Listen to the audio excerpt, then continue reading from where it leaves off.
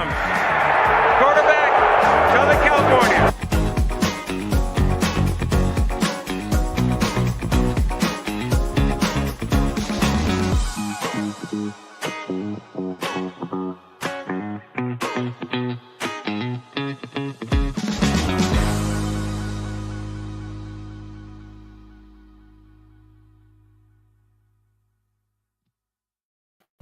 What's up, Bears fans? Welcome back to another edition of the Willis Twin Towers podcast. We got a very special show for you tonight, guys. We're going to do our first ever live interactive mock draft here on the show. And you know what? We're going to have you guys all here with us as our little war room. So we're going to have our own little Willis Twin Towers war room mock draft with the chat involved with us here. And we're going to do what we think is best for our beloved Chicago Bears, guys. So we thank you for being here as always. Before we get started, a quick reminder, like I said, as always, guys, please like the video, subscribe to the channel, give us all a follow on Extra Twitter. You can find all our content here at the Barroom, at Barroom Network. That's on YouTube or wherever you get your podcasts. You can also follow us on Extra Twitter. Like I said, I am at _Jeff Willis. My partner over here, Tim, which I'll swing it over to him in just a second, is at Willis24. And our executive producer is at Barroom Network, Aldo Gandia. So let's get it started here, guys. Like I said, there is a couple things we'll get into before we start this mock draft right off the bat. But any quick thoughts you have, Tim? Introduce yourself. And like I said, anything you want to talk about before we get going here? Nope. I'm ready to get started. I'm ready to see what we come up with. Again, as always, guys, this is an exciting time of year, getting ready for the draft. And at the end of the day, we're just fans. We're not in the room. We don't know exactly what's going on. So, in all honesty, Jeff and I's mock means nothing, but it's just a fun little exercise we get to do with you guys, where you guys give us our opinions and we give you guys our opinions and we make some fun decisions here. So with that being said, Jeff, let's jump into some of this stuff that you were wanting to talk about. What was the first thing you wanted to go with here? We'll let you start it off. So there's some news that's been going on in the last couple of days and within the last week or so. One thing I want to, and this is just a little off topic. This isn't like a newsworthy thing or anything like that. Just, the reason I even got reminded of this in the first place is because I'm not sure if any of you guys have had a chance to listen to this, but Jeff Joniak, who's the voice of the Bears, as most of you guys know, on the radio, does the Bears games. He has his own little weekly segments. He does like small little podcasts, and they're usually audio based. They're not usually any kind of visual thing, but he had Press Taylor on this week, and Press Taylor, if you guys aren't familiar, is the pass game coordinator for the Bears, came over from Jacksonville. He's the brother of head coach of Cincinnati Bengals, Zach Taylor. So this is a guy that obviously has an offensive mind for the game. He's been influenced by many different voices. So he's got the lineage, obviously, having the brother who's the head coach of the Bengals and obviously has a very successful offense over there. So hearing some of the things that he was talking about and just, the fact that the thing that kind of came full circle for me, and the reason I say it like full circle is because they've been talking about this ever since Ben Johnson stepped foot in the door. It's like, he even said right out of the dragon's mouth himself, I don't want to surround myself with just people that I know, with people that I'm familiar with. Yeah, he brought on Antoine Randall. Who the F wouldn't want Antoine Randall on our staff? That's an obvious one. He also brought in, why am I blanking on the name now? Other guy from Detroit, Tim. QB coach. Oh my gosh. JT Barrett. JT Barrett, yeah. Every time somebody talks about the quarterback coach, I always think of Braxton Miller. I have no idea why that's the only Ohio State quarterback. Went to Ohio State, yeah. I mean, JT Barrett was better, if you ask my personal opinion. Certainly. Anyways, so JT Barrett, quarterback's coach here with the Bears now. So he brought those guys over from Detroit, and they're good coaches. So it makes sense why he want them here. But outside of that, the offensive staff, and as you can see here, Aldo's got a clip on the screen from the YouTube video, or it's the YouTube segment, I guess I should say, because there is no actual video behind it, but it's all audio segment from the Chicago Bears actual YouTube channel. So Go check that out if you guys haven't. It's a pretty good little interview with Press Taylor. I believe it starts around the 12-minute mark of the YouTube clip. So give it a listen. It's pretty good. He talks about the philosophy, and the point I was trying to get to is that everybody he's brought in, all these different voices, I don't think we've talked enough. We have talked about it, but we haven't talked enough about the diversity. The coaching staff's diversity. It just screams to me this: check your ego at the door. We're not going to have that here kind of thing. And that says a lot coming from a guy who's an offensive guy who got this job because of his offensive innovation. Most offensive guys who get these head coaching jobs, they're going to come in and say, I'm the guy, I'm the genius, I'm the reason that I got my team to where they are, so we're going to run my offense the way I run it. And Ben Johnson just isn't going to – he's just shown that he's not going to be that type of coach. He's going to come in and he's going to use what's best for his personnel. And he's going to take the ideas of the other coaches around him. And it's just so refreshing to hear stuff like that, that you're getting a guy who's going to come in. He's going to have all these different voices around him. And again, it's like there's no egos here. So I'm just refreshed by this. I'm refreshed by the fact that it's a guy who's obviously an innovative and creative play caller and play designer, and yet he's still not closed off to his own shit. So, I mean, do you have any thoughts on that, Tim? I mean, I know it's just a little off-subject thing, but I thought it was kind of – I just think it's something we don't really talk about as much as we probably should. I mean, not so much. I mean, it's one of those things where it's something we've been talking about here for the last several weeks. After he assembled his staff was a little, I just don't think we've kind of talked about it at length. I'm just saying in general that I think, that's something that, no, we haven't talked a ton about it, but the staff that he's brought in is not only, like you said, outside of his comfort zone a little bit, but it's a very diversified staff as far as where these guys came from. There's a lot of Saints connections here. And a lot of, not just Saints, but Sean Payton connections, obviously, in general. But we've got guys from all over the place. I mean, it's very refreshing to see that he wasn't afraid to get outside of his box and to go find guys who could help diversify what he wants to do on offense. Which part of this is any great leader knows that you can learn still. It's not one of those you're already set in your ways. There's always room for growth and improvement, and talking to other people who have experience, or even people with little experience, because they may have a thought or an idea that can help grow what you want to do. So to bring in these other guys from these other places is only going to help Ben Johnson figure out what he wants to do on offense and on defense. This is good for everybody, and it's a great staff that he's put together. The inexperienced guys are lucky and fortunate to have guys with tons of experience in that room, and they can all just bounce things back off of each other, because, that's the whole thing. It's if you hire an old coach, you hired somebody too old, you should have gone with the younger guy. If you hired the younger guy, well, you should have hired somebody with more experience. But when you have a little bit of both, I think that is what can really help take things off, because you've got the knowledge and the experience and the youthful, bright new ideas approach, and those things can go together like lamb and tuna fish from Big Daddy. But it's more like spaghetti and meatball. Spaghetti and meatball? Yeah. You prefer that analogy? Exactly. No, I love that part of that movie. That's hilarious. Yes. But no, really though, a couple things real quick. Aldo makes an excellent point here. Innovation is usually developed through a collaborative effort. Leaders who encourage people to think differently.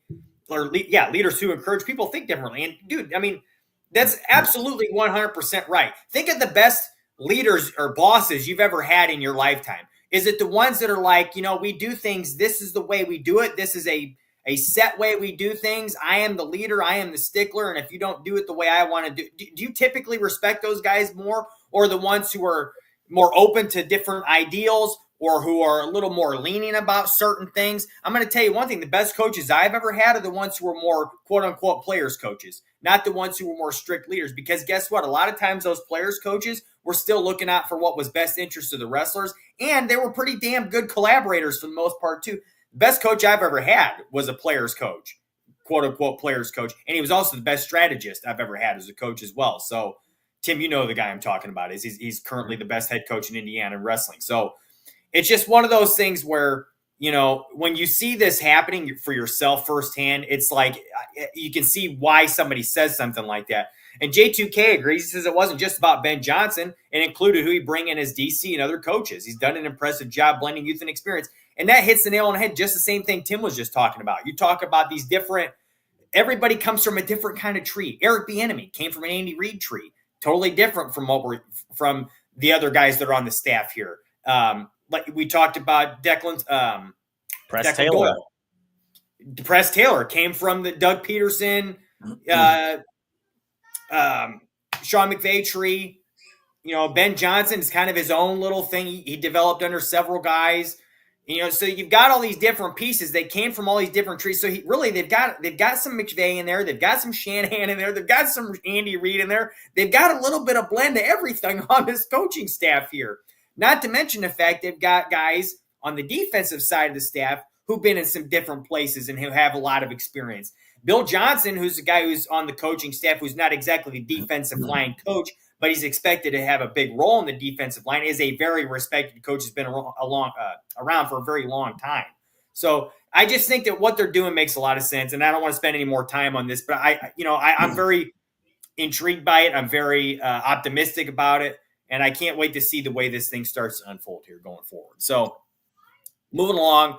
Sorry to take up so much of the time with that, guys. But again, like I said, I'm just so intrigued by it. I'm so happy about it, and I'm optimistic. So, anyways, one thing I noticed about these moving forward to some of this draft talk, the Bears have a lot of reported top 30 visits that are coming in. And we've told you guys in the past several times that it's important to keep note of who those guys are, because the Bears have a tendency to draft guys that they've brought in for 30 visits. Last year, the only guy they drafted that wasn't a 30 visit was the punter, Torrey Taylor.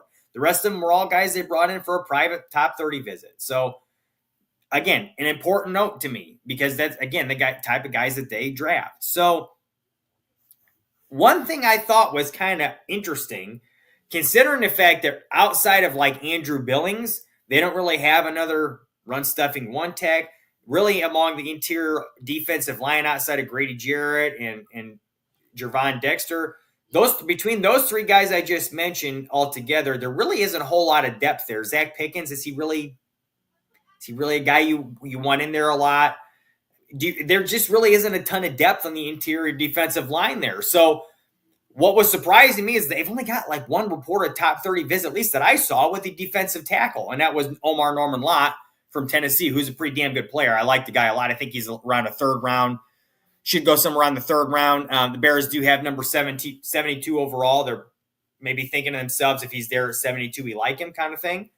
So that was something that kind of caught me by surprise. And really the only edge rusher that they're meeting with that I've seen is Shamar Stewart, which kind of scares me if they're looking to take him anywhere in the first round. I don't like the idea of that at all.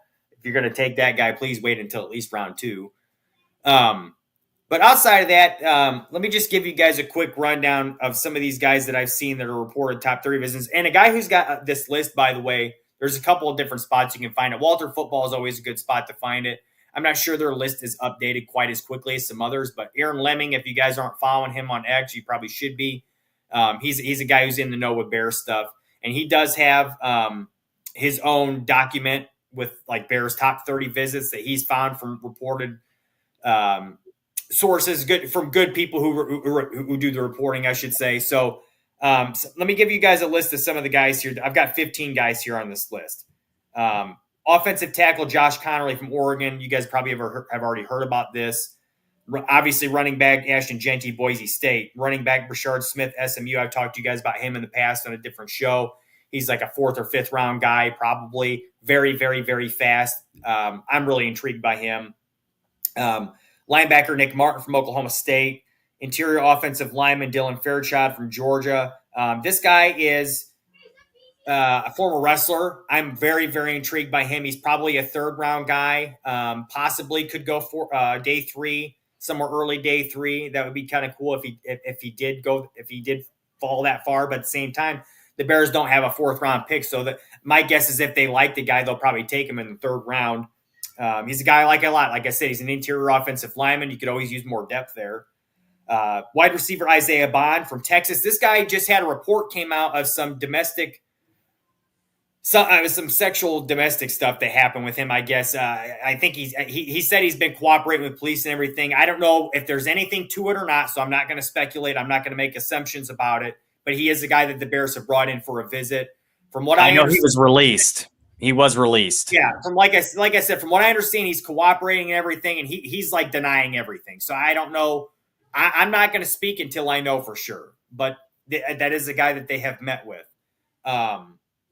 J2K says there's a guy, Irish Bears from Twitter, released a list with 17 on it. I'd have to see who his guys are and who I'm missing that he's got, and who they reported or who the reporters were that put that out there. Jalen Conyers, I see, is one of them. I don't know who reported that because I have not seen that.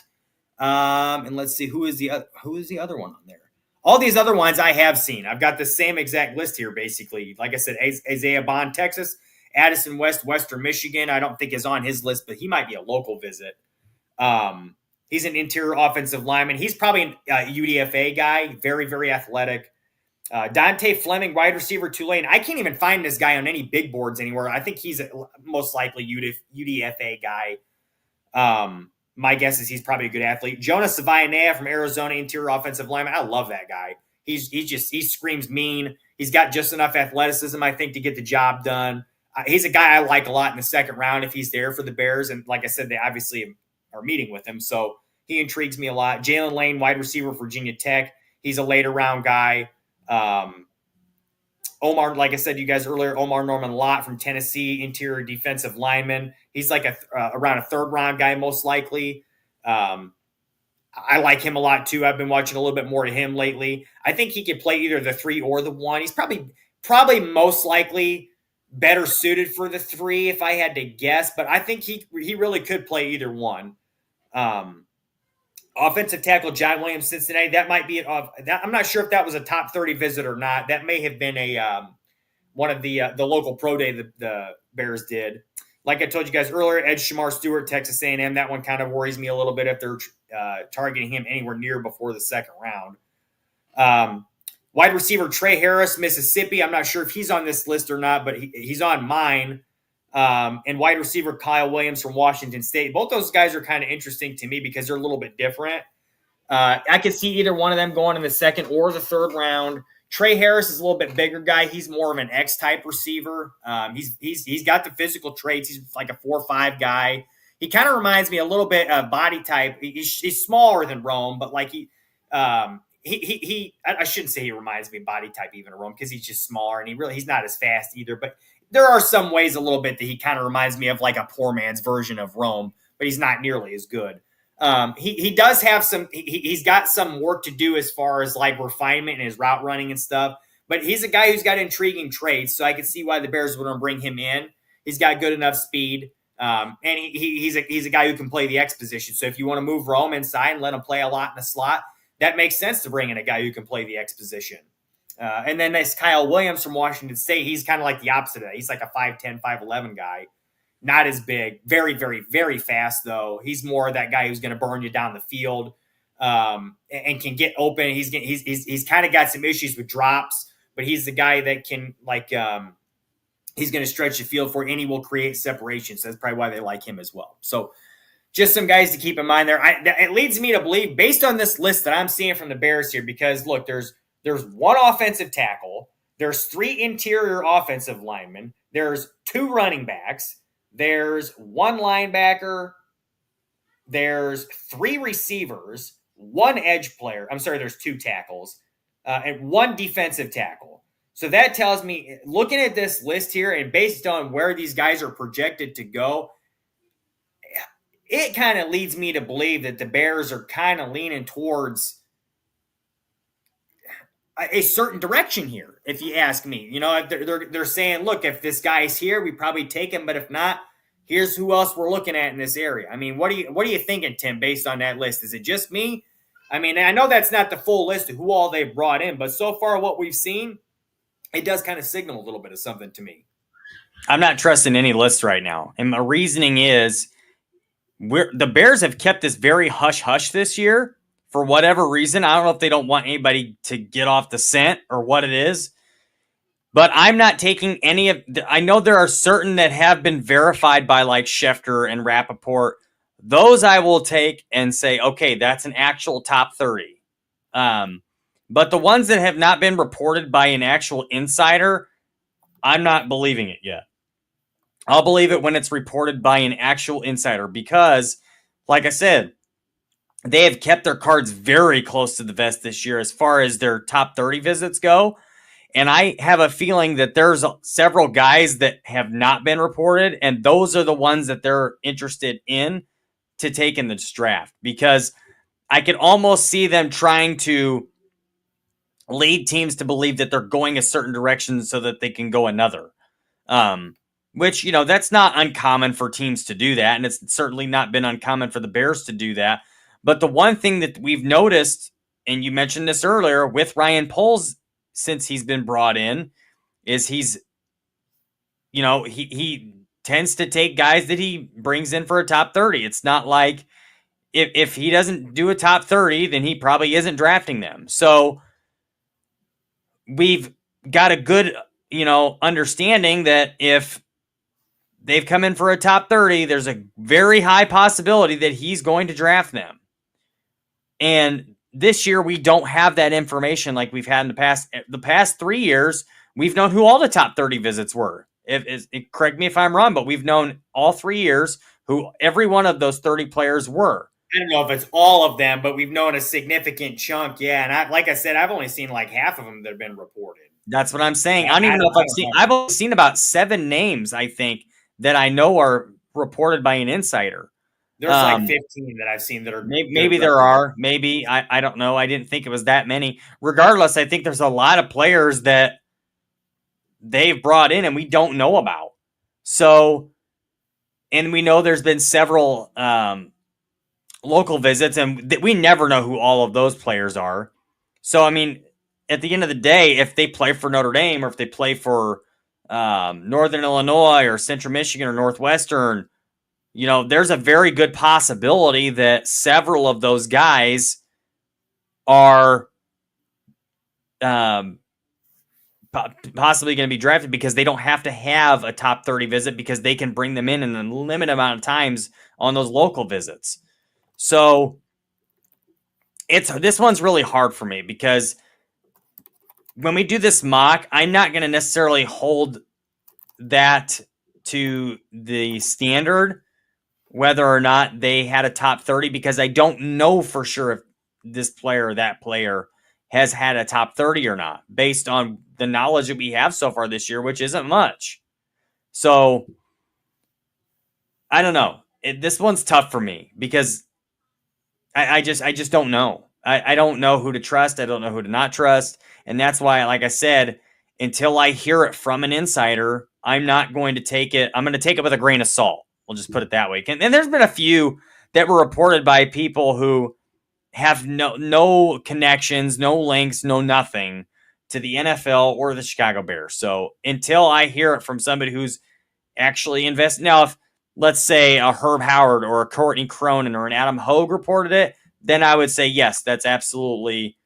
Well, most of the guys that I have that I've seen reported are like Adam Schefter or Ian Rappaport or like local insiders too. People in the know. It's not like the ones I have all on my list are good, reputable sources. Believe me, because I wouldn't put anything on there that wasn't anybody who knew what they were talking about. So. Like here's a good point here too from J2K though is like there's a lot of 7th round UDFA type guys that they brought in, and that leads me to believe they're probably thinking a lot of those guys probably won't get drafted, so they want to bring them in as priority UDFAs and say, hey, if you don't get drafted, we really like you, and they do have 2 7th round picks. We got to remember that as well. So they probably could take a couple of those guys, and the rest of them is like, hey, we really like you.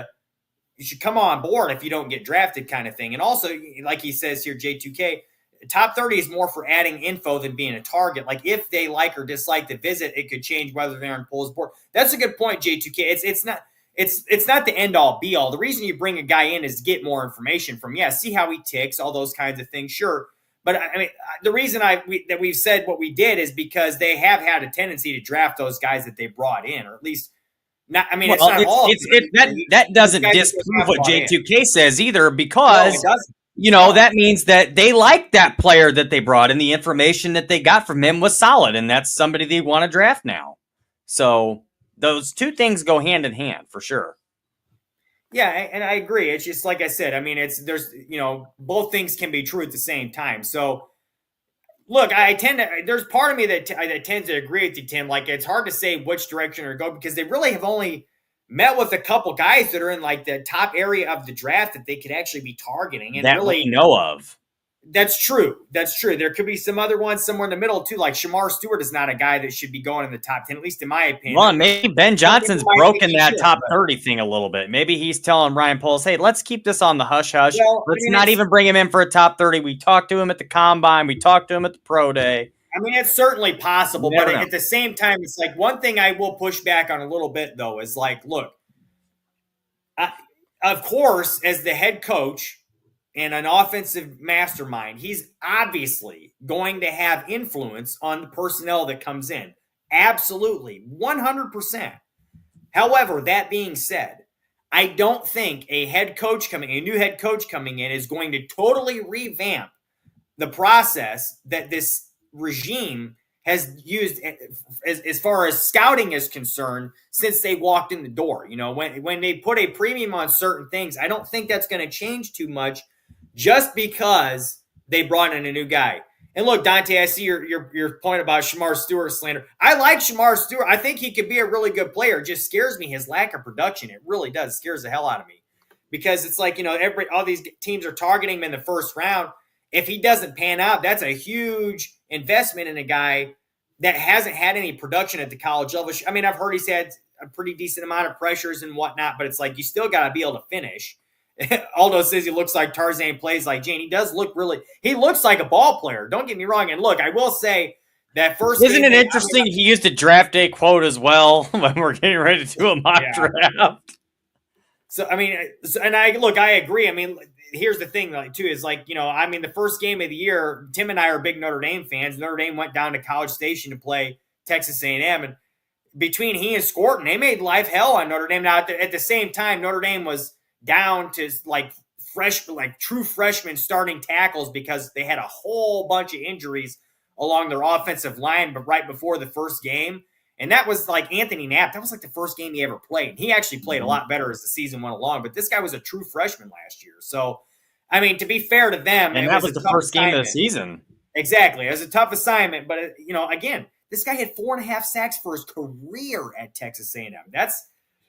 That is a little scary. 1.5 sacks last year, just in the 1 year. So, I mean, look, I think he could. He obviously has huge potential, but it's a matter of can you actually unlock that out of him? I would not mind taking a swing on him in round 2 if he was there. Don't think I would do it in round 1, though, personally. Just my personal opinion on that. So, but anyways, guys, we got this. Hang on a second, because Vizo, you're right. Daniil Hunter did have similar production, but he was a third-round pick. Yeah, he was a third-rounder. Yeah. And you got a good – that's what he says here, too. It's a crapshoot you're not willing to take at 10. Exactly. I mean, you want to take a swing like that in a third round, fine. But you can't do that at 10. I just don't think you can do that at 10. Look, it's a guy that I think could be good. Maybe you don't take that shot and he becomes an all-pro player one day. I just don't think that's a risk you can take. I just don't think it is where they're at right now. I mean, they've got other needs. It's a pick that you can get a big-time player at who's ready to go right now, or you can move down and collect more assets potentially, which is what I hope they're able to do. So, but again, that takes two to tango. So let's move along here, guys, because we're about halfway through the show and we got to do this thing. So we got it. Like I said, we're doing this live interactive mock draft with you guys. And basically there's really no rules here. So if we get offers from other teams to do some moving around or whatever, we'll ask you guys about it. We don't really have a time limit, but we do have to keep in mind that we only have about a half hour left in our show here. So we don't have a time limit on the picks, but we do have a time limit on how much time we have to make all of our picks in total. So let's keep that in mind. Let's be kind of cognizant of that, guys, and let's also try to do what's best for our team here. So if we get some good offers, let's keep it in mind. And it's like I said, you guys are our war room here. So this is going to be a collective effort to figure out what we want to do. Basically, we're doing this now because obviously most of free agency is done. There's really not going to be anything that happens between now and the draft, most likely, that puts a significant makes a significant difference in what the Bears will do. So let's do this thing. I don't know how many people we got in the chat here, guys, but I hope you guys are ready to go, and I hope you got your opinions, and I hope you have some personal players that you like. And if you do, pound the board for why. Let us know why you like them so much, especially if they come up somewhere on our board here. So let's do this thing, guys. We're going to jump in and rock and roll. All right, so coming up to us, so we got a couple trade offers here right off the bat. Hang on, let's I can't see it on the board. So here's what happened. Cam Ward went number 1, not a big surprise. Abdul Carter went number 2 to the Browns. Travis Hunter 3 to the Giants. Will Campbell went number 4 to the Patriots. Will Johnson, the corner from Michigan, went 5th to the Jags. Ted McMillan from wide receiver Arizona went to the Raiders. That's a bit of a surprise. Mason Graham, defensive lineman, went to the Jets. Shamar Stewart went all the way up to 8th to the Carolina Panthers. Christian Genty went 9th to the Saints. So a little bit of a mix-up here, but not a huge surprise of most of the guys who went in the top 9 there, but a little bit of a surprise in the order. And I'm a little surprised that Shamar Stewart went 8th there, but me too. That's what we're looking at. So here's the first offers from Cleveland. They're offering us pick 33, pick 94. I'm stopping you right there for our 10th. No way. Let's see what the next offer is here first. Yep. That's a little enticing. This is a little better, but I still don't know if I love it, though, because we're really just moving up with. So basically, here's what's happening. Indy is offering us 14 and 45 for our pick 10 and pick 72. So they want us to move no, I don't like the spots. 72. Sorry. Yeah, they want us to move down 4 spots, and they want us to move up from round 3 to get another round 2 pick. I would say let's counter this and take off pick 72 and see if they accept it. Because I don't know why they're going to try to get a 3rd round pick and swap for that. That's dumb. Yeah, I had a feeling they weren't. If they're not going to do it, then they're really not willing to be tried. I'm not giving them a pick. Well, here's the way you could think about it, though. What we could do, think about this, chat. If we did accept this trade with Indy, we could always move down again with either the 1st round pick we get from Indy at 14, if we get an offer, or we can move down with one of those 2nd rounders to collect that 3rd rounder that we just lost. Or I just don't like it. To move down 4 spots. To move down 4 spots. They're going to give us an additional 2. Yes, but you're also and they want to take 2. Our 3. I don't think so. I don't love it myself, but at the same time, it's like you could potentially. Here's a good. Dante makes a good point. Maybe we can offer them the 5th rounder instead of 72 and see if they take that. Yeah, that would be interesting. Or let's give them a 7. One of those 2 7s. I doubt they do that, but we can try. Yeah, I just don't like the idea of giving up a 3rd round pick on top of it.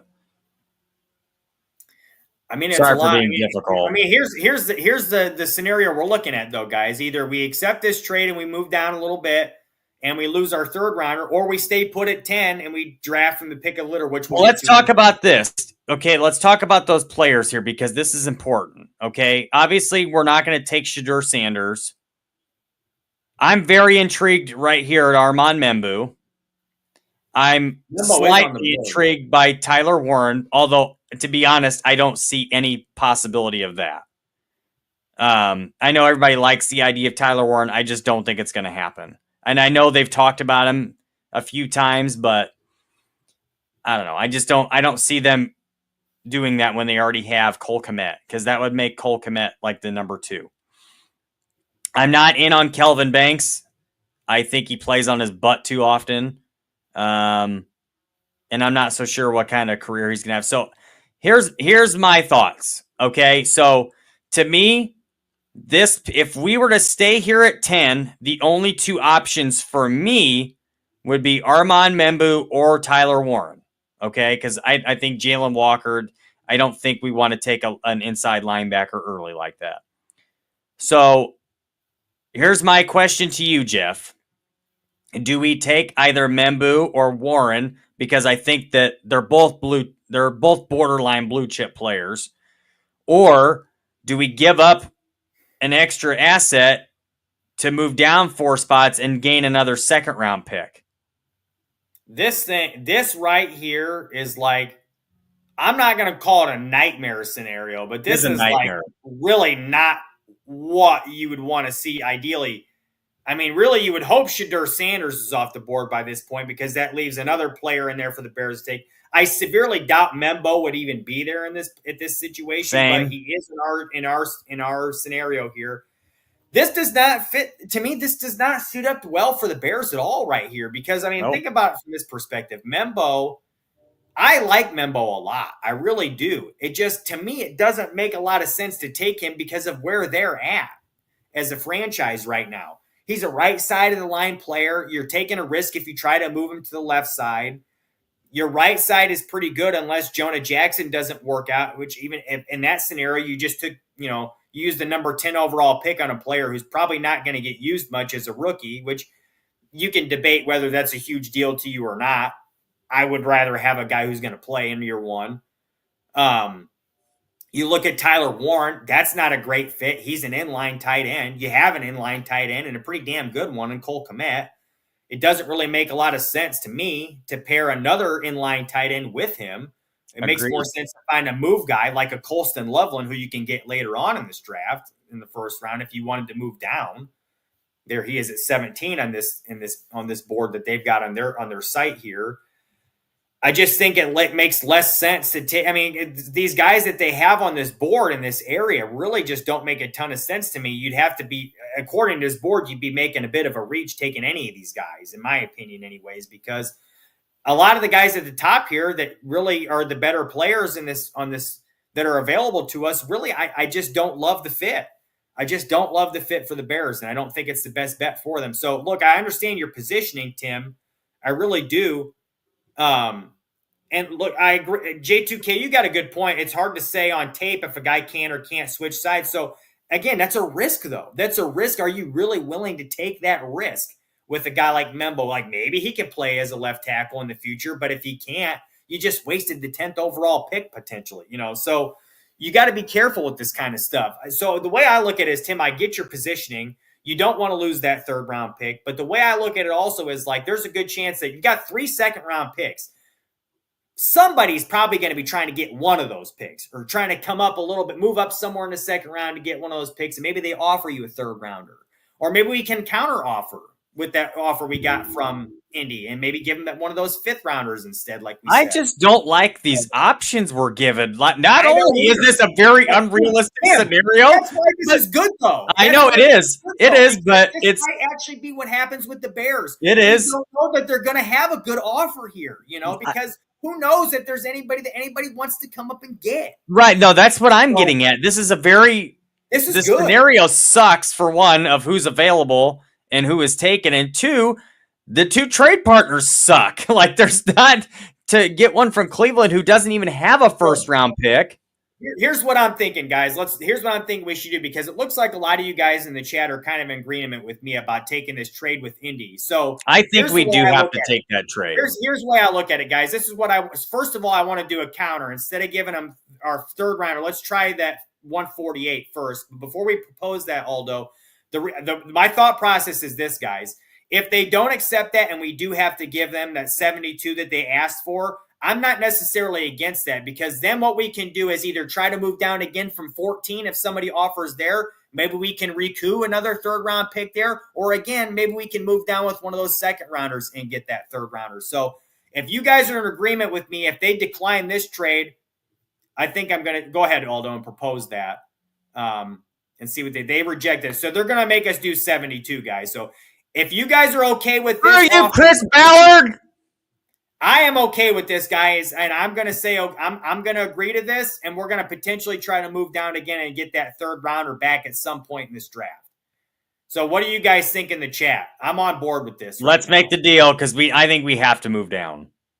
As much as that pains me, because I would love to take our on Membu here, and I would fight for it, but He's a good player. I just don't think it makes a lot of sense for the Bears right now with where they're at. I don't agree. I don't agree with that, but Ryan Poles was so proactive about making sure he went out and got guys for his interior before free agency hit because he was worried about this.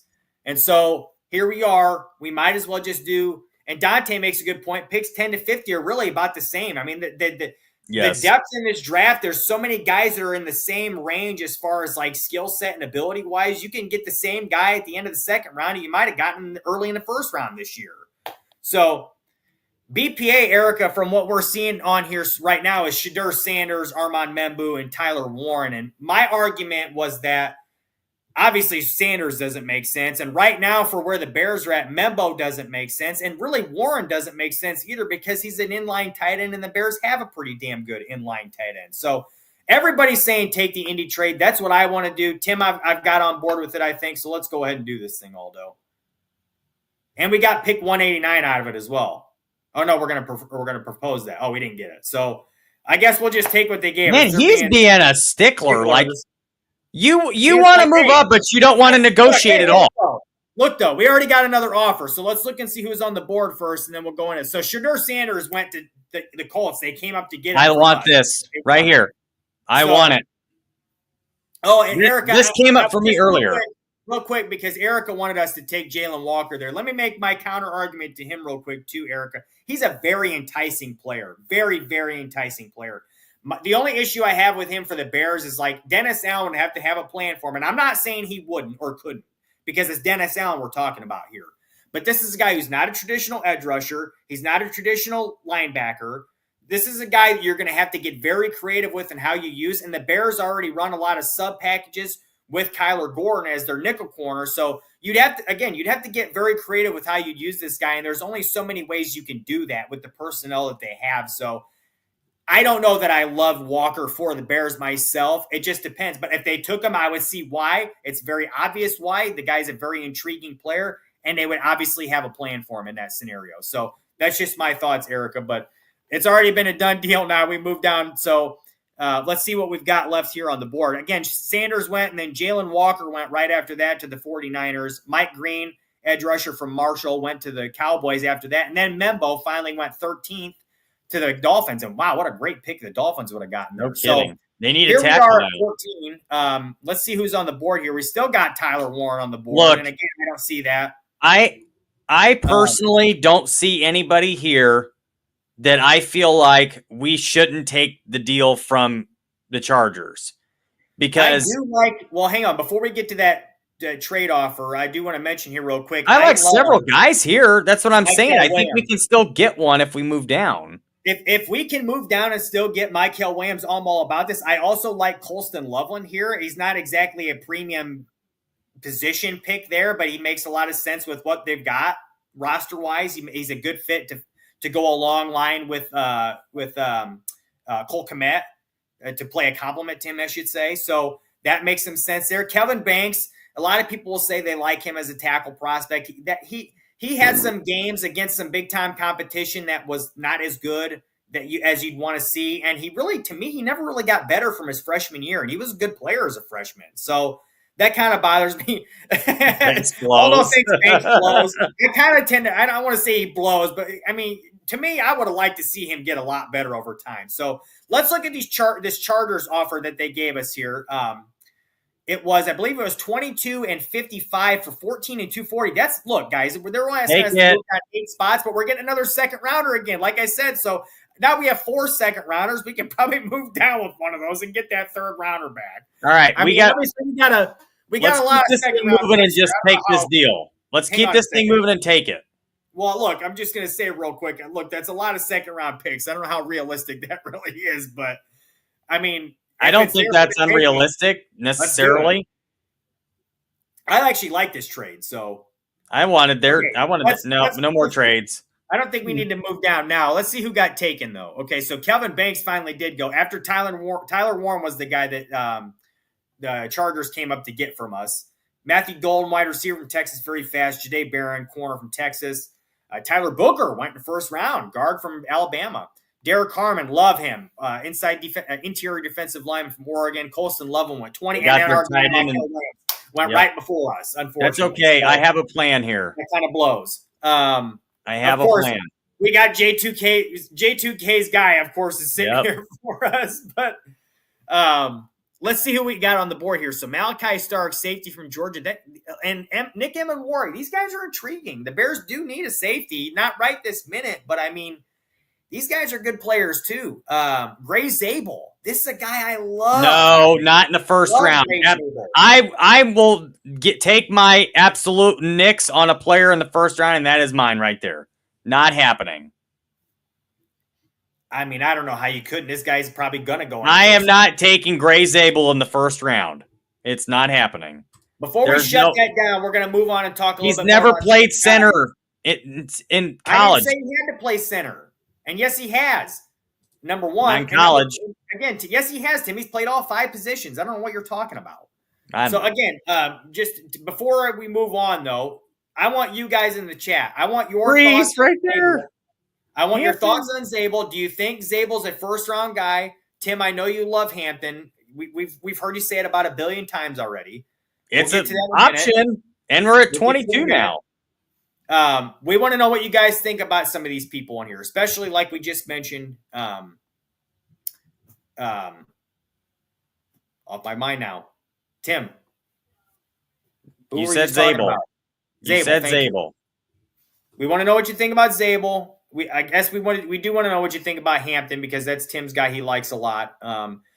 I see some of you guys talking about James Pierce. Okay, J2K, you make a good point about Walter Nolan. I've heard there's some attitude issues there too. That's typically not a Poles thing. Same thing with James Pierce. I've heard there's some character things there with him. He's also a shorter armed guy. The Bears typically like long armed defenders on the edge, especially a guy like Dennis Allen. He really likes size and length and bulk at the edge position. So I really don't see him as a fit there. Even though he's a guy. I mean, he's a bitch now. That's a guy he's going to be a good player, I think, really, James Pierce. I think he's going to be a really good player. I just don't think he's a fit for the Bears. I agree with Erica here. A lot of you guys are saying Zabel second round. I wouldn't mind it. Look, I mean, if he's there in the second round, I love that. I just don't know if he's going to fall that far. He is not going to. I really don't think he's going in the first round, Jeff. There's only 32 players getting picked in the first round, and there's like 50 guys that people think are going in the first round. Do the math. I don't think he's going. So based on what this list we're looking at here is, guys, okay, and based on what's available to us, I'm thinking, I mean, this is just my personal opinion. Look, I know a lot of you guys will say. Can I narrow it for you? Can I narrow it to 3 players for you? Because I think we can narrow it down to 3 players. Start with that if you want, but I might not like the 3 players you narrow it to. So my 3, Walter Nolan, O'Marion Hampton, or James Pierce. I don't think, like I just said, I don't think Pierce makes sense, and I don't think Nolan makes sense. So to me, but they kind of do. From an on-the-field perspective, to an extent, yes. Nolan does. For on the field, absolutely. Yes. Pierce, on the field, with the scheme that they just brought in with Dennis Allen, I do not think he is a fit, personally. J2K, I like Nick Scorton a lot. Personally, I'm not sure if he's a first-round guy. He might be more of a second-round guy. I do think you're right there. I could see him falling in the second round. I would not hate it here, though. So you made my argument for me.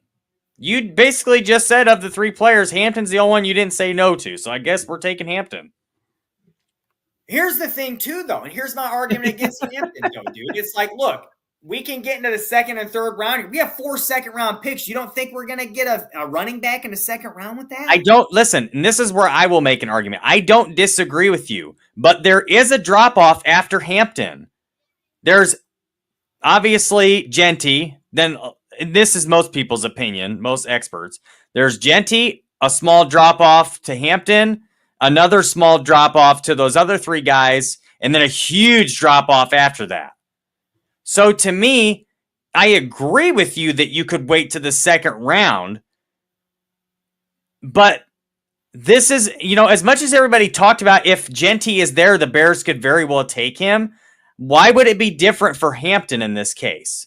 If he's there, Couldn't you see them also taking that running back because he is that good? Hang on. Let me mention something to you guys real quick. So I've got this consensus big board that I've been using for a few years now, and it's actually pretty relatively accurate. And of all the guys they've got in the first round that are still on the board here as first round prospects, they've got Emeka Egbuka as a first round prospect. He's 33.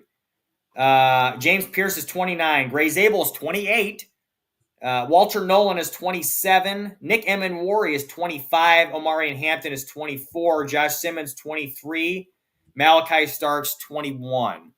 So that's just the guys I'm seeing there. Jihad Campbell is 18, by the way, but he's an off-the-ball linebacker. I'm not sure he makes a lot of sense for the Bears at all. So that one is kind of Let me make one more argument here for Hampton. There's a lot of question in here. J2K made a good question here. He said, what position are you going to lose out on if you take a running back? Okay, I don't disagree. I don't. But what is the number one need still on this roster? And it's not like you're going to lose value if you take that pick in the first round, because this is a player who is going to be drafted in this area because he's worthy of that pick. I understand where you're coming from. And look, and it's really hard when you have like a draft crush on a player and you have a ton of conviction in him. But look, I agree. Like you got to understand, we have an NFL GM will do the same thing. 4 second-round picks, though, coming up, dude. 4 of them. Correct. And we could get those other players, too. If you don't think we can get a running back in the second round with one, but Tim, you got to remember premium positions here.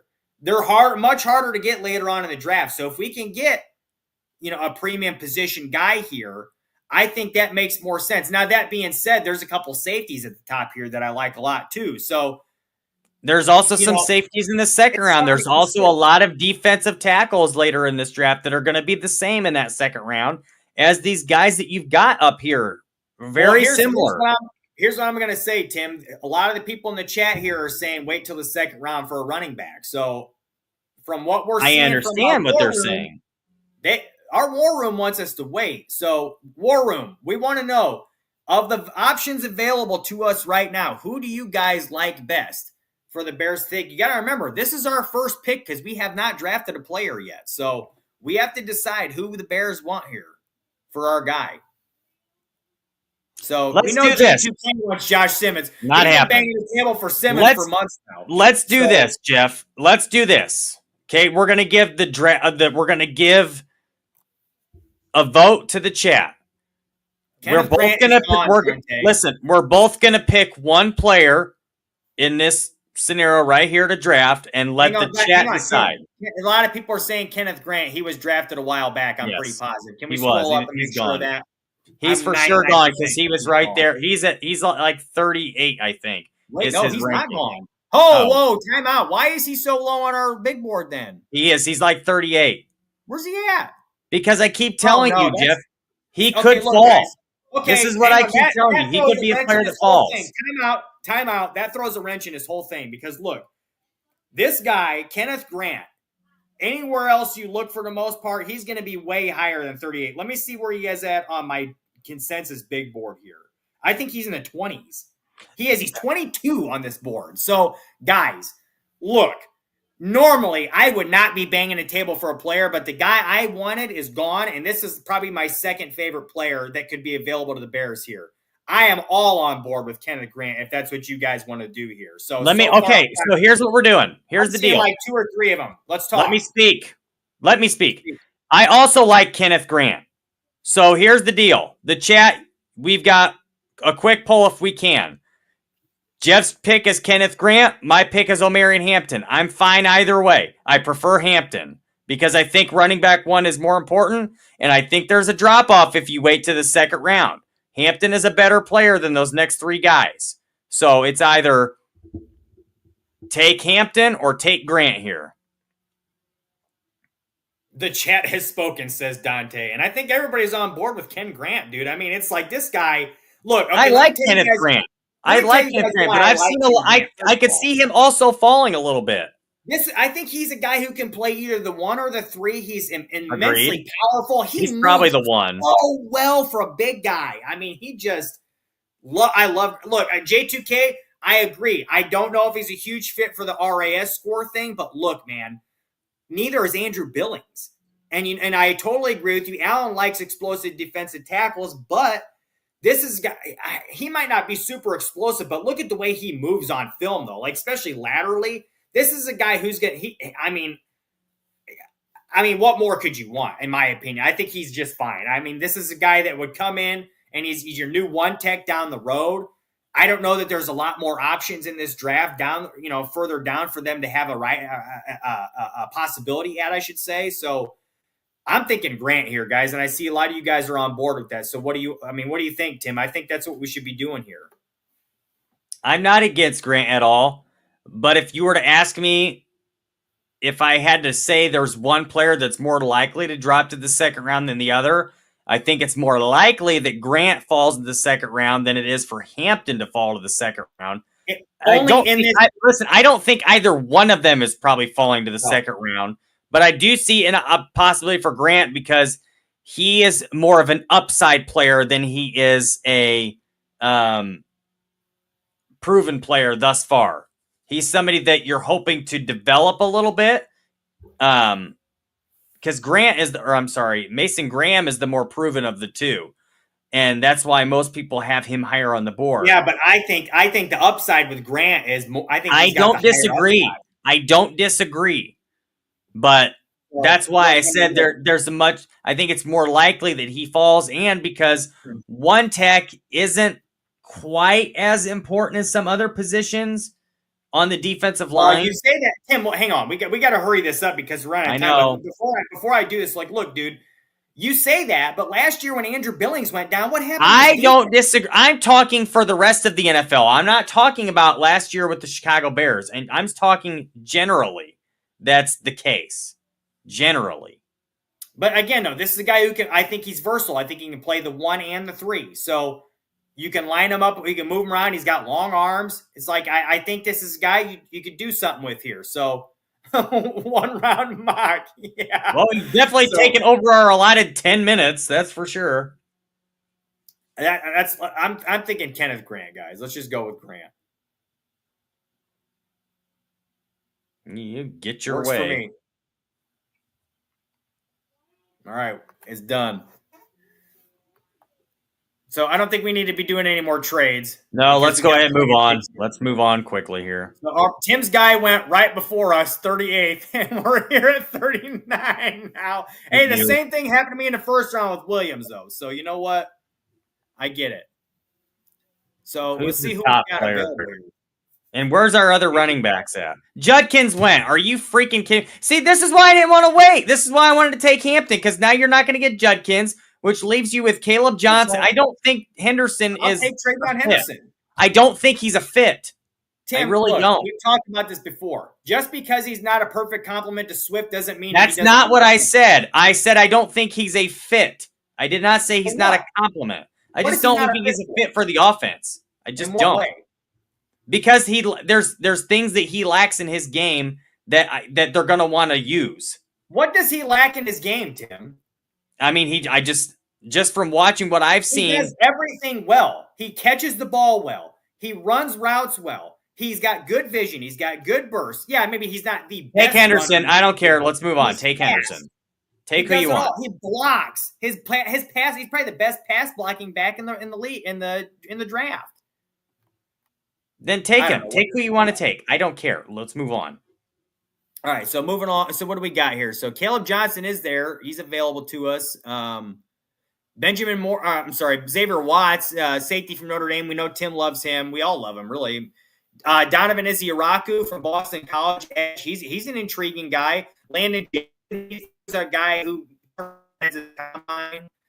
Josh Connerly, top 30 visit for the Bears. He's a tackle.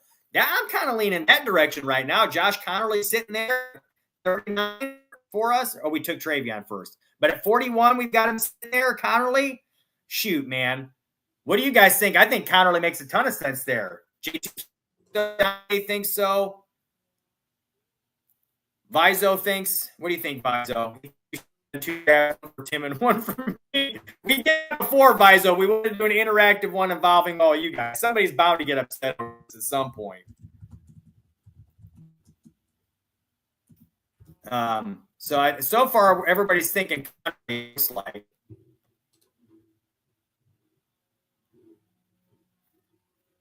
Is it messed up or something?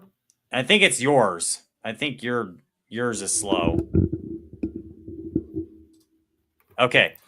Jeff's incognito. So Jeff got his way on pretty much everything so far. So let's move on. I don't disagree with the Josh Connerly. I also like Xavier Watts here. They've obviously, it's been reported they met with Connerly. We have 41, 45, and 55. So I think we can just pick who we want here. We're going to have the opportunity to get another player or the other 2 more guys that we like here soon. So let's see who's available after us here. Or I'm sorry, who picks after us here? Because I think that is going to matter. We'll have 4 picks between us. New York, San Francisco, Dallas. I would say it's more likely that one of those guys would be looking at Connerly. So let's go ahead and take Connerly here. And they've already met with him. I think that's a smart move. Let's just go ahead and take Connerly. I don't think we're going to need to trade anymore. And Watts is still on the board. Worry. Tim, I know you love Watts. There's no way Worry is still going to be there at 45. He is there. Look, take who you want, Jeff. Take who you want. Why are you doing this right now? Because you just keep pushing what I say away. Well, who do you want? Watts? I want Watts. Well, I don't think Worry is going to be there. To help us out here. This is what we're doing. Okay. I am too. But I'm just saying I don't think Worry is going to be there, so I think it's wasting our time. We also don't have an edge either. So we got to remember, we didn't take an edge yet either. And Ezzy Araku's sitting there. Landon Jackson's sitting there. So what do you guys think? And Worry is obviously sitting there too. So, and Tim loves Xavier Watts, tons of ball production. Dante, I agree. I'm okay with Ezerike too, or however you say it. I just think that you're definitely the 2 best players we have here are the 2 safeties. I think those are the best 2 available. I think I like Worry too. Like I said, I don't see any scenario where he's there at 49. I don't. Actually, Mason Taylor makes sense too, really. Who? Mason Taylor actually makes sense too there. Yeah, I don't mind Mason Taylor, but I think we can get a good tight end later on. If you guys ask me, if it was me personally, I would take either Jackson or one of the 2 safeties here. I like Landon Jackson. I love his athletic profile. He had a really nice combine. He was pretty productive at Arkansas. He's RAS score too. 6'6", 264. Like I said, he had a very good combine. His athleticism was really showcased there. And he had 13 sacks over the last 2 years. Almost 34-inch arms. He fits the athletic profile of a Dennis Allen defense. So I really like him here. I think he makes a ton of sense. He was a pretty productive player.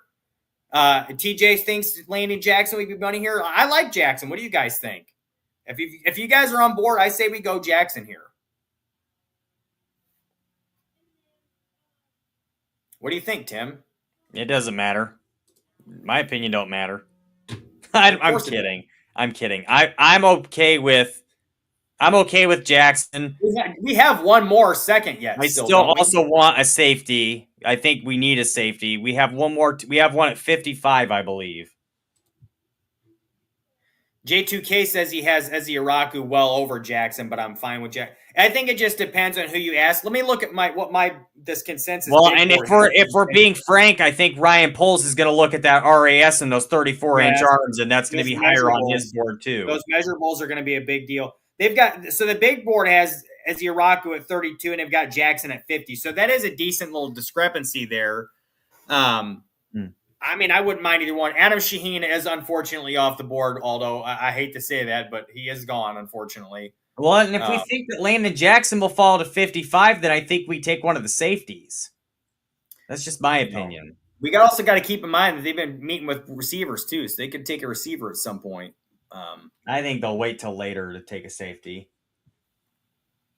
It's just the ones they've met with are kind of like second, third round guys. So I don't know, guys. What do you think? I mean, I like Landon Jackson. I like Izzy Araku too. I mean, what are his measurables, Aldo? Can you find that from that page there? He is 812 RAS. He's a little undersized. So again, I'm not sure he's a great fit for the defense. 6'2", 248. I like the player. I watched him too quite a bit. J2K, and I do like him. With his size, I don't know that it makes a ton of sense. And it does say on his report here, because of his smaller frame, he could struggle against the run early in his career. He'd probably be more of a sub-package guy early on anyways, more of a rush guy.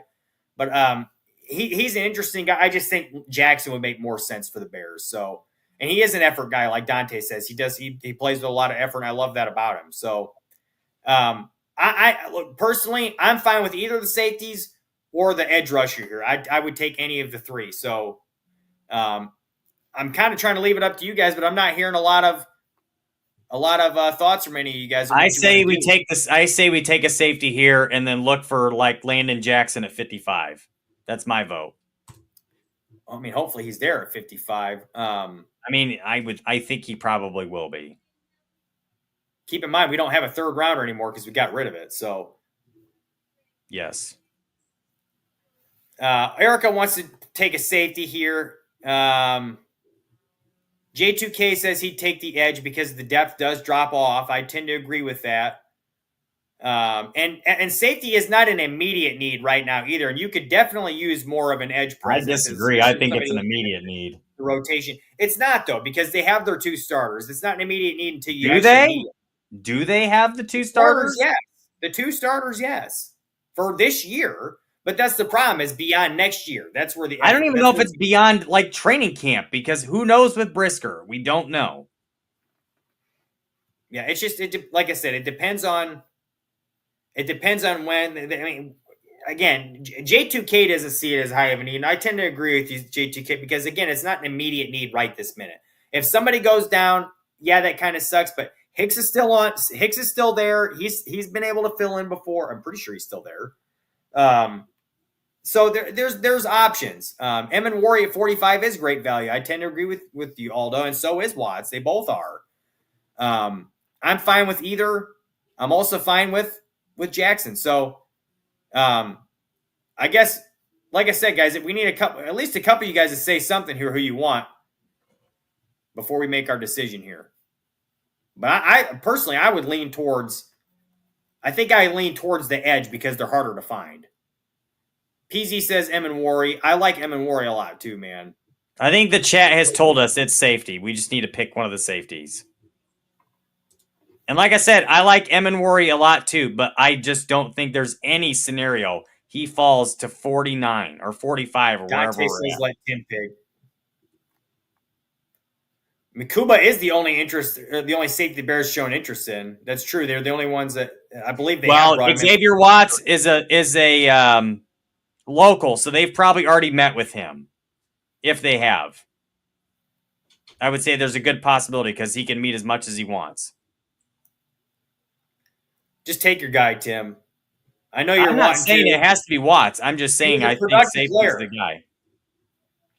And he's a productive player. I just don't think we all know that Poles loves the RAS score, and I don't think Watts is going to fit that. But he's a productive guy, and he's got a lot of turnovers.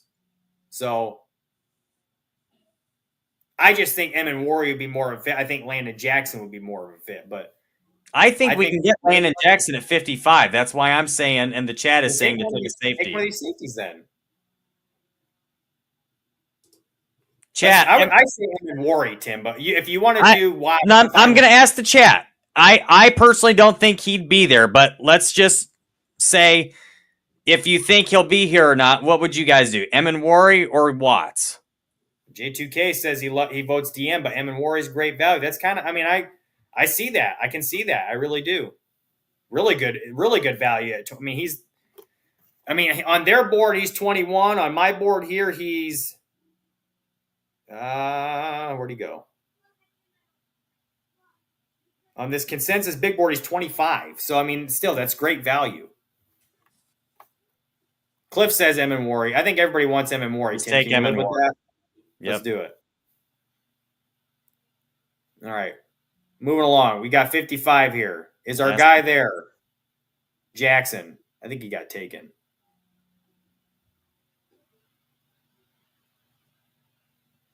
He did. He went 47. That sucks. A couple picks after us. Well, I had a feeling that might happen. Tim, he's a guy who's got traits and production, and he's an edge. It's Well, that's where you take that chance. That can happen. So we'll make this our last pick here, guys, because we've already kept Aldo way longer than we should have, and we appreciate your patience with us here, Aldo. We know we're a pain in the ass. So, and we do appreciate all you guys here in the chat with us and being here with us to do this thing, because this is a lot of fun, even though we do have a tendency to argue about stuff sometimes. So let's look at the edges. I agree with you guys here, because we haven't taken one yet, and I do think it's important to kind of look and see what our options are at least. Let's see what we can find here. So for edge defenders, Tuamaloa from Ohio State. I really like Oladipo from UCLA. This guy is a athletic guy. He's got some production. If we can click on that thing about him there, Aldo, his little, So he's 6'3", 259. He's kind of like borderline, got the size that you would want. He's still a relatively raw guy, as you can see here from the highlight that Aldo's got. But he's got over 33-inch arms. This is, like I said, this guy with some traits. He could fill out a little bit more. He's not huge. He's only 6'3", but he's explosive, agile, fluid, as you can see here on the scouting report. And he's got necessary bend. So this is a guy I like a lot. From what I've seen from him, I think he's got some tools to work with here. And for a guy in the second round, after all those other edges are gone, I kind of like it. I really do. And I agree with you, J2K. I'm not the biggest fan of Tuamaloa either from Ohio State.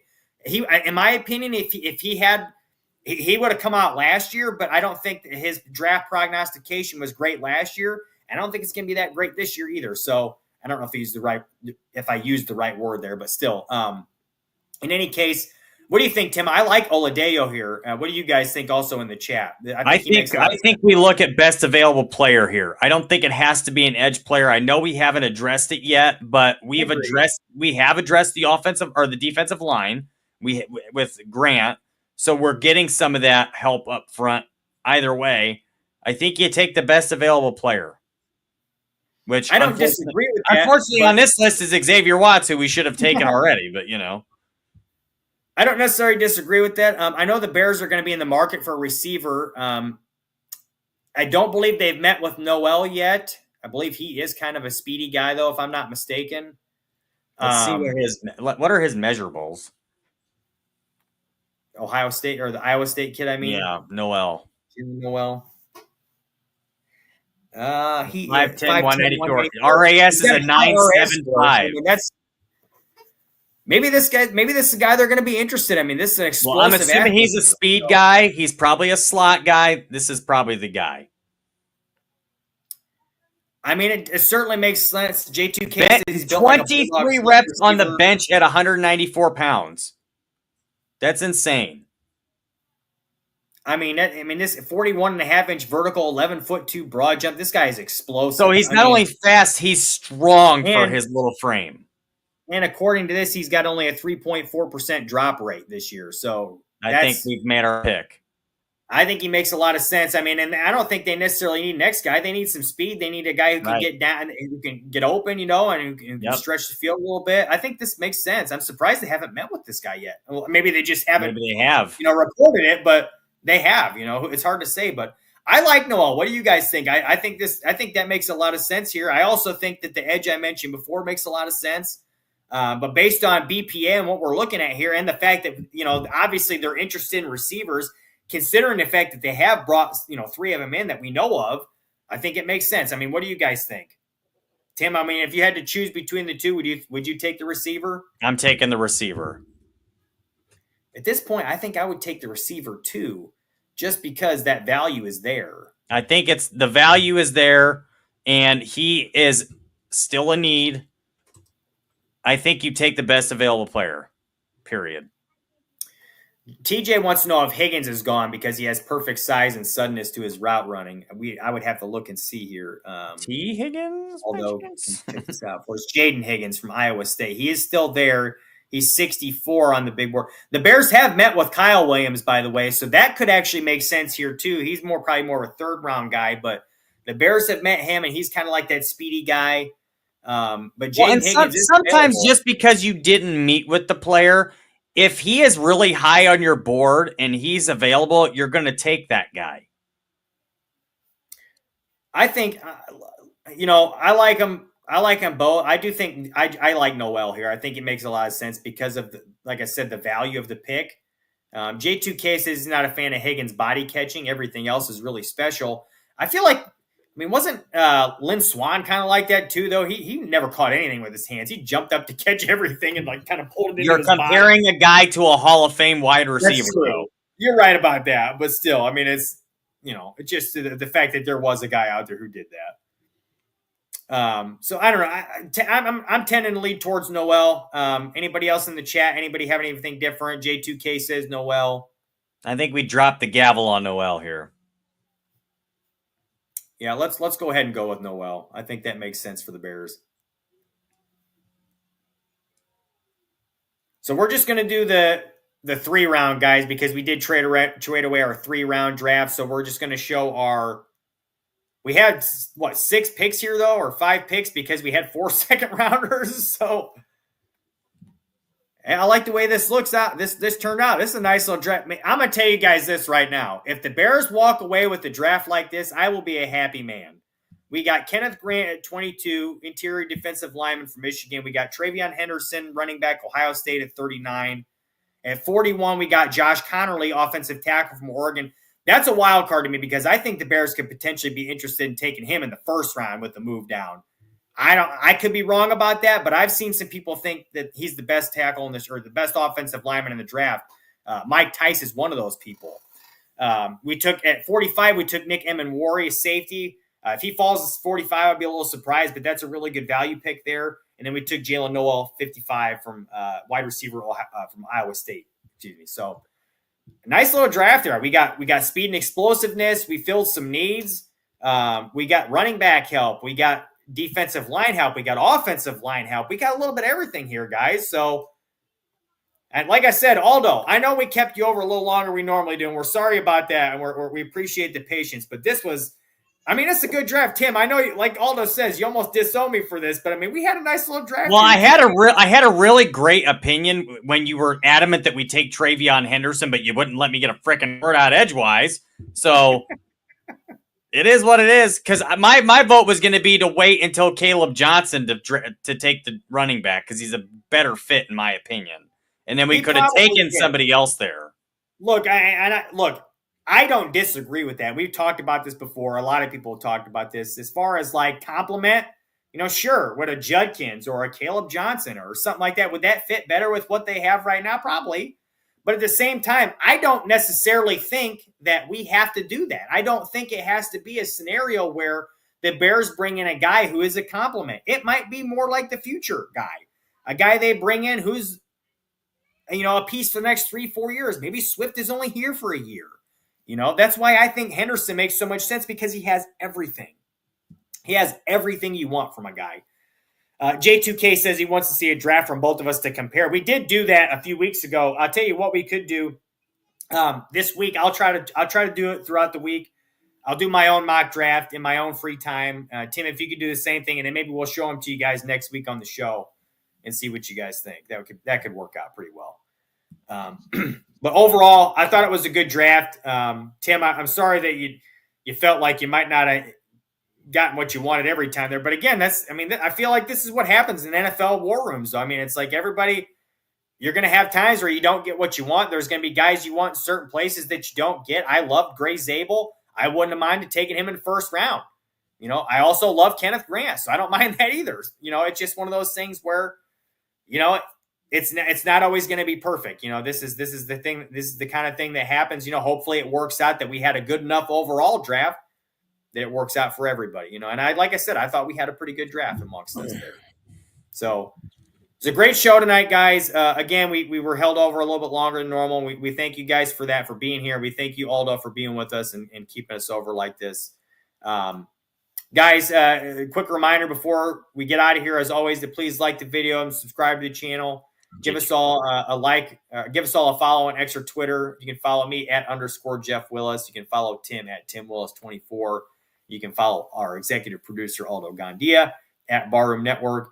And J2K says Tim's in the war room flipping tables and chairs over. If he's going to be in our war room flipping over tables and chairs, I'm going to be flipping him into something. Flipping him out of the room is what's going to happen.